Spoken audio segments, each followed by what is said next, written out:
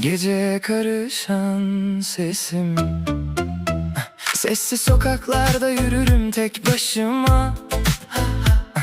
Rüzgar fısıldar adını kulağıma. Kaybolmuş hatıralar düşer avuçlarıma. Her adımda biraz daha uzaklaşırsın bana.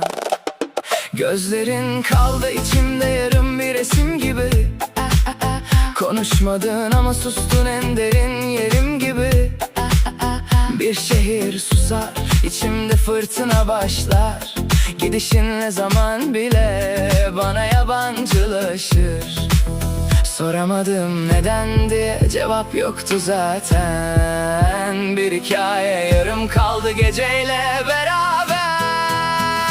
Geceye karışan sesim seni çağırır hala. Dönmesen de izlerin yürür duvarlarda. Bir yanım eksik, bir yanım senden yana.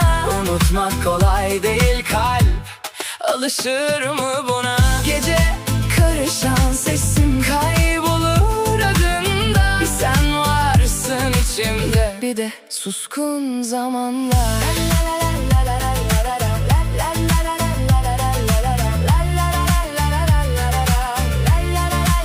Fotoğraflar soluyor eski çekmecelerde.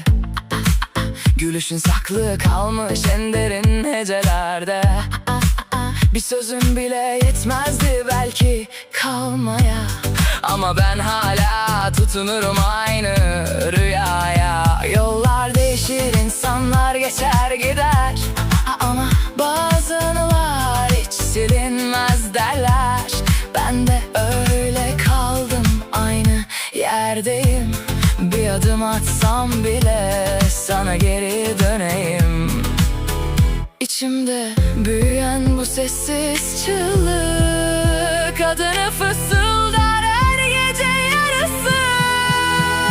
Geceye karışan sesim seni çağırır hala.